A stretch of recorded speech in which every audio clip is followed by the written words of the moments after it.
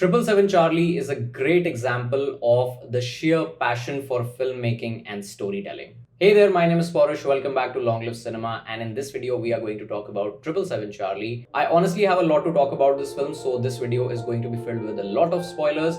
But if you are here for a quick review, let me just tell you that it doesn't matter whether you own a pet or not. You should definitely go and check out this film because it is truly a heartwarming tale of friendship, and it also depicts an endearing journey of self-discovery. So you are definitely going to love this film. There is one plot point जिसके साथ मुझे थोड़ी सी problems हैं, which I will discuss later in this video. So let me just get back to my first statement that I said in this video, that this film is a great example of the sheer passion for filmmaking and storytelling. Why do I say that? The reason is that if you watch this film, you will realize that there are so many things that have been done, some of the very usual stuff that you get to see in a film, some incidents, some events that have been done in a very creative way. In this film, there are so many nuances, there are so many metaphors, there are so many details that have been taken care of in this story, which is great. I mean, to think of it, this film could have been executed in a very simple manner, the narrative could have been executed in a very simple manner, but then there are so many Easter eggs hidden in the narrative that it becomes like all of that adds up to truly make this a great film. Let's just get started with the title itself, because इस title के अंदर बहुत सारे subtext छुपे हुए हैं. It has such profound meanings. Like if we dissect the title itself, we will understand the true meaning of the story, and we will also be able to understand those Easter eggs that have been included in the screenplay. First is 777. The number 777. Why this specific number? The reason is that as per numerology or numerology, 777 is considered to be an angelic number, and it is a sign that the universe is with you and you are going to be supported on your spiritual path. And this number is basically a representation of a guiding light. It's like there is someone who is always there looking after you, helping you to get out of your problems, figure out your life, and in the end just live peacefully. वो लोग जो जैसा कहते हैं हिंदी में कि भटक चुके हैं अपने रास्ते पर. So this is a number that becomes like a guardian angel. This number is considered to be like a guardian angel for them. So that is why we have this number 777, and now this number is attached with a name, Charlie. So this is the name that is going to be the guiding light for our character Dharma. Now we can clearly see that Dharma, the character of Dharma, is having a huge influence of Charlie Chaplin in his life. Charlie Chaplin के इतने सारे examples आपको इस film में देखने को मिलते हैं, and every example has been placed so well. It has been placed so immaculately. हर एक example को यहाँ पर बहुत अच्छे से रखा गया है narrative के अंदर. Like in the beginning itself, when we are introduced with the character of Dharma, we realize कि उसकी life काफी monotonous है. You know, he does the same thing every day, same things every day, and his life is in shambles. He is not taking care of himself. I mean, he does take care of himself, but he doesn't take care of his surroundings at all. He is a rebel. He gets angry very easily.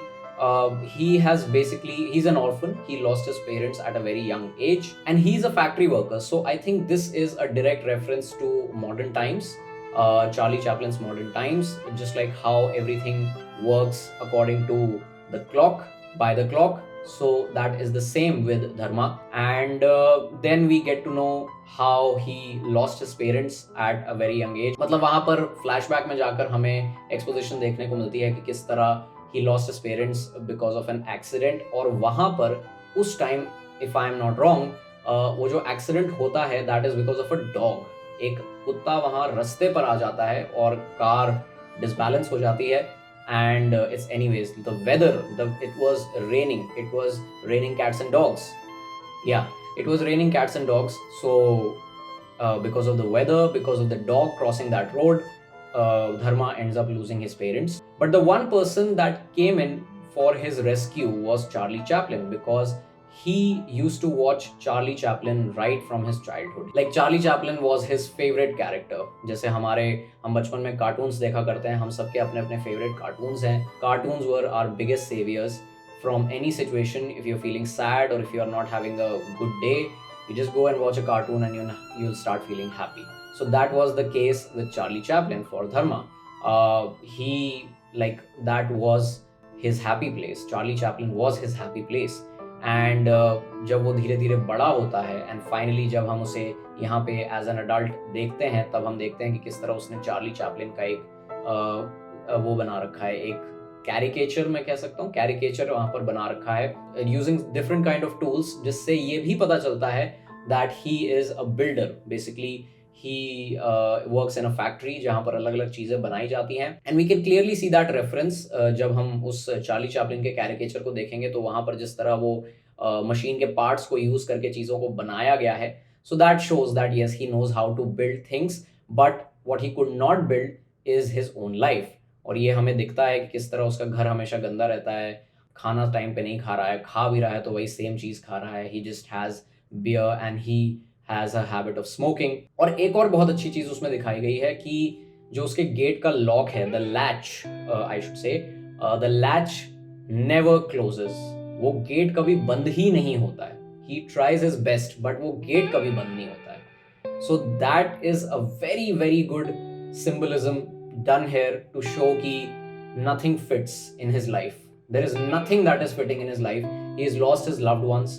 He just has a job which is absolutely like कोई बहुत exciting चीज़ नहीं कर रहा है वो. He is living a very uninteresting and mundane life. फिर उसके बाद चार्ली की एंट्री होती है. चार्ली भी नहीं, एक डॉग की एंट्री होती है जिसका नाम है कीटन. कीटन बेसिकली एक जगह से भाग कर आता है, एक ऐसी जगह से जहां पर उसको काफी टॉर्चर किया जा रहा था. और यहाँ पे जिस तरह से कीटन का इंट्रोडक्शन होता है फिल्म में, हमें ये दिखाया जाता है कि how in real life we actually treat dogs, और किस तरह से जो डॉग शब्द को हम अलग अलग फ्रेजेस में यूज करते हैं as slangs. That person is a dog. O I don't like him, he is a dog. O your father is a dog. So all these phrases have been included deliberately to tell us कि dogs की हम बिल्कुल भी respect नहीं करते हैं. और जिस तरह से चार्ली का इंट्रोडक्शन होता है फिल्म में, जो भी सिचुएशंस दिखाई जाती हैं इन दैट सॉन्ग, वो जो पूरा गाना चल रहा है शुरुआत में, सो वी लर्न कि हम we don't treat dogs with respect. And then you also see that quote, one man's trash is another man's treasure. जब कीटन वहां उस डस्टबिन के पास आता है तो उस डस्टबिन पे वहां पे वो कोट लिखा हुआ है. And it explains a lot about how we treat dogs in real life. But then Keaton discovers a new owner who is actually going to take care of him. Indirectly कुछ ऐसा होता है धर्मा की side से जिससे Charlie को लगता है कि नहीं, ये इंसान मेरी देखभाल करेगा. He is not like my previous owner who was torturing me for his personal benefits. He is actually going to take care of me. So Charlie decides to stay with him. Charlie उसका पीछा नहीं छोड़ता है. शुरुआत में धर्मा काफी ज्यादा irritate हो जाता है उससे, obviously because he's like कि I cannot have a dog in my life. और मुझे लगता है शायद वो उस चीज का भी रेफरेंस है that a dog was the reason why his parents were killed. So I think वो भी उसको गुस्सा है, which is why he's like कि नहीं, मैं एक कुत्ता नहीं रखूंगा. एंड वैसे भी जो जिस कॉलोनी में रहता है वहां पर डॉग्स अलाउड नहीं है. That is again a very good meaning कि एक सोसाइटी जहाँ पर एक डॉग नहीं है, वहां पर एक डॉग आता है एक इंसान की लाइफ में which will potentially change everything for him and it ends up changing everything for him. इसके बाद हम देखते हैं कि चार्ली का एक्सीडेंट हो जाता है एंड देन फाइनली हमारा जो लीड कैरेक्टर है धर्मा, उसके अंदर का जो इंसान है, the human inside of him awakens and that human decides to take kitten to the hospital. और फिर धर्मा को पता चलता है कि नहीं यार, ये जो डॉग है ना, ये सच में मेरी फिक्र करता है. ये डॉग हॉस्पिटल तक दौड़ते हुए आया है सिर्फ ये देखने के लिए कि मैं ठीक हूं या नहीं. So there is a connection, there is definitely a big connection. बहुत कोशिश करता है धर्मा पहले कीटन को सेल ऑफ करने के लिए. ही मीट्स हिज फ्रेंड, जो राजवी शेट्टी ने जो कैरेक्टर प्ले किया है, he has done a great job by the way. He meets him and asks him कि यार अगर आपके पास कोई पेट ओनर की रिक्वेस्ट आए देन प्लीज उसे बताना. बट वो चीज़ मटीरियलाइज नहीं होती है. और यहाँ पर एक बहुत ही अच्छा हमें रेफरेंस देखने को मिलता है ईटी का, एक्स्ट्रा टेरेस्ट्रियल का. फन फैक्ट, जिस दिन मैंने ये फिल्म देखी 11 जून, उस दिन इस फिल्म की एनिवर्सरी थी ईटी की, एक्स्ट्रा टेरेस्ट्रियल की, बिकॉज 1982 में जून 11 को ही ईटी रिलीज हुई थी. और इस फिल्म में हमें एक बहुत अच्छा सीन देखने को मिलता है जहाँ पर चार्ली जब अपने नए घर में जाता है और फिर धर्मा वहाँ पे आता है डॉक्यूमेंट्स ट्रांसफ़र करने के लिए, लाइसेंस वगैरह ट्रांसफ़र करने के लिए। चार्ली को पसंद नहीं आता वो घर and he just ransacks it completely. और ये चीज़ हमें ट्रेलर में भी देखने को मिलती है, थोड़ी देर के लिए ही सही, बट वहाँ पे हमें वो ईटी का रेफरेंस देखने को मिलता है जहाँ पे जो कैरेक्टर है ईटी के अंदर, मैंने फिल्म देखी नहीं है, आई एम सॉरी जो कैरेक्टर है ईटी के अंदर, वहाँ पे वो बाइक लेकर जा रहा है और वो अपने एलियन दोस्त को बचा रहा है, और जिस तरह वो उस एलियन दोस्त को रेस्क्यू कर रहा है उसी तरह धर्मा यहाँ पर कीटन को रेस्क्यू करने आया है और वो जिस तरह से जंप करता है। So all of that has been linked very well with the film ET. And फिर धीरे धीरे Charlie becomes a part of his life. अभी तक उसका नाम चार्ली नहीं है, उसका इनफैक्ट कोई नाम ही नहीं है। धर्मा को नहीं पता है कि उसका नाम एक्चुअली कीटन है और वो कहाँ से आया है, बट वो उसका नाम चार्ली इसलिए रखता है because he thinks that he is my true friend, just like Charlie Chaplin. Charlie Chaplin की तरह ये इंसान भी मेरी जिंदगी में एक गाइडिंग लाइट की तरह आया है। He's not just an animal, he is a guiding light, a guardian angel for me. So I should name him Charlie. So इस तरह से यहाँ पर 777 और चार्ली को लिंक करके यहाँ पर हमारे फिल्म का टाइटल बनता है। और फिर हम आगे देखते हैं कि किस तरह चार्ली को कैंसर डिटेक्ट होता है and then Dharma is like कि in Charlie's last years, I have to do something that, just makes him happy, just makes him rest in peace, as they say.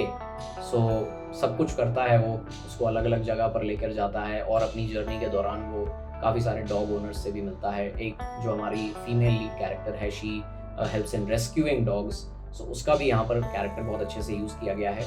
और यहाँ पर मुझे एक चीज़ बहुत अच्छी लगी, जब धर्मा हॉस्पिटल से वापस आता है तब वहाँ टीवी पर उसके ग्रेट डिक्टेटर की स्पीच चल रही है, the famous great dictator Charlie Chaplin speech that we think too much and feel too little.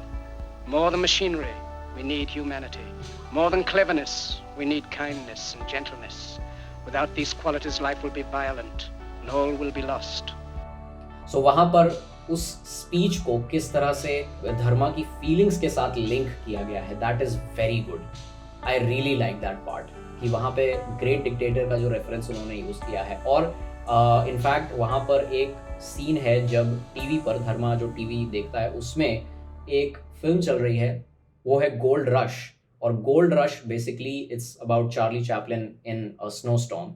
सो वहाँ पर एक सीन हमें देखने को मिलता है जिस पे चार्ली चैपलिन एक स्नो स्टॉर्म में फंस गया है, और यही चीज़ फिल्म के एंड में भी होती है जब धर्मा एक स्नो स्टॉर्म में फंस जाता है एंड वो जो पूरा उसका एडवेंचर है। So I think that is also a direct connection with Gold Rush. यहाँ पर चार्ली चैपलिन का जो इन्फ्लुएंस है, not just on our lead character but also on the life of the filmmakers, वो भी यहाँ पर हमें बहुत अच्छे से देखने को मिलता है कि किस तरह चार्ली चैपलिन ने, आई एम श्योर यहाँ पर जो राइटर डायरेक्टर हैं, and I think Rakshit Shetty ने भी अपने किसी इंटरव्यू में कहा था that Charlie Chaplin has a huge influence on their lives. So वो जो इन्फ्लुएंस है उसे यहाँ पर बहुत अच्छी तरीके से यूज़ किया गया है। It feels as if the makers are trying to tell us their own story of how Charlie Chaplin saved their lives, how Charlie Chaplin saved them from their miserable lives. It's just like what Charles Foster Kane had in his heart for his sledge, Rosebud.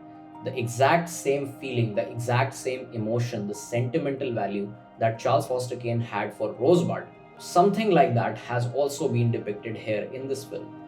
क्योंकि वो जो dog है जिसका नाम Keaton से change होकर Charlie हो जाता है, so Charlie becomes his friend, his one true friend who is like the last thing that he wants to lose. Film के अंत में वो बोलता भी है कि I have lost everything in my life and now I don't want to lose you. So Charlie makes sure that he doesn't leave Dharma alone in this world. आपको पता है कि आगे क्या होता है फिल्म में। So जिस तरह से यहाँ पर चार्ली चैपलिन की फिल्म्स को, चार्ली चैपलिन की फिल्मोग्राफी को इंटीग्रेट किया गया है इस फिल्म के स्क्रीन प्ले के साथ, और किस तरह चार्ली चैपलिन की फिल्म्स यहाँ पर इन्फ्लुएंस कर रही हैं जो हमारा कैरेक्टर है उसके ट्रांसफॉर्मेशन को, जो कैरेक्टर आर्क है। Because when ever a story starts, every character believes in a lie and he eventually goes on a journey by conquering obstacles in order to learn the truth. And that is the truth, and that is how Dharma is learning the truth about life, about Charlie. And यहाँ पर शुरुआत में मैंने कहा कि it is an endearing journey of self discovery because Dharma himself says that Charlie was the reason why I could discover the world. I had never gotten out of my house. I did not knew anything except for the small world that I was living in, that I was confined into. It's like Charlie is a breaker of chains for Dharma. He is a savior. He is a true savior for Dharma. And यहाँ पर जो एक reference दिया गया है कलयुग का धर्मराज, इस चीज़ का मुझे आई एम श्योर एक माइथोलॉजिकल इसका एक सिग्निफिकेंस है, बट उस माइथोलॉजिकल सिग्निफिकेंस का यहाँ इस फिल्म की स्क्रिप्ट में, स्क्रीन प्ले में क्या सिग्निफिकेंस है वो मुझे समझ में नहीं आया. अगर आपको समझ में आया तो please let me know that in the comments. I really want to understand that because इस चीज़ के ऊपर काफ़ी फोकस किया गया है. कलयुग का Dharmraj, I know Dharmraj is another name for Yamraj, लेकिन कलयुग का धर्मराज का किस तरह से यहाँ पर एक डिफरेंट मीनिंग सिग्निफाई हो रहा है इस फिल्म के नैरेटिव के अंदर. सो वो चीज़ आप मुझे ज़रूर बताइएगा. If you have understood this, I would love to know that from you in the comments. यहाँ पर जिस तरह से लाइक आई सेड कि एक कहानी को अगर हमें दिखाना है तो उस कहानी को किस तरह हम अलग अलग तरीक़ों से दिखा सकते हैं. What all different methods could be integrated into the story, into the screenplay in order to make a story memorable. And 777 Charlie is a very, very good title, very good subtext for what exactly happens in this film. I really liked watching it. The one plot point that I was not happy with is that entire dog show वाला scene. वो जो dog show का पूरा moment है उसमें of course हमें दोबारा से एक बिकॉज यहाँ पे बहुत सारे ऐसे मोमेंट्स हैं जब Charlie is continuously getting reunited with Dharma. So वो सारे इवेंट्स यहाँ पर क्रिएट किए गए हैं, but I could really not understand वो जो डॉग शो वाला पूरा इवेंट यहाँ पर क्रिएट किया गया है वो एक्चुअली क्या अचीव करवा रहा है. मतलब ऑफ कोर्स यहाँ पे हमें एक और अच्छा एग्जाम्पल मिल रहा है चार्ली और ये धर्मा की कमराडरी का, but how is it serving the story. I think शायद ये हो सकता है कि ये दिखाया गया है कि किस तरह हम डॉग्स को compete करवाते हैं चैम्पियनशिप्स में just to prove how good they are. It's like it's a competition between owners कि मेरा डॉग बहुत अच्छा है. सो किस तरह से हम डॉग्स को एक्सप्लॉइट करते हैं फॉर गेटिंग सच वैलिडेशन. शायद ये मीनिंग है, I am not sure about it. So overall I feel that 777 Charlie is a very good film.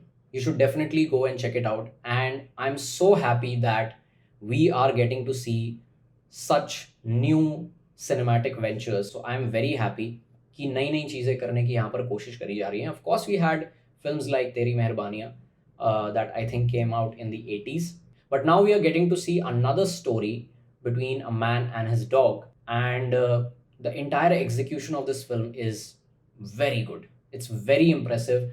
और फिर से मैं कहूँगा जिस तरह से यहाँ पर वो जो फिल्म्स को इंटीग्रेट किया है ना यार, वो मज़ा आ गया मुझे. मतलब मेरे अंदर का जो सिनेमा एंथुजियास्ट है ना वो बहुत ज़्यादा खुश हो गया था.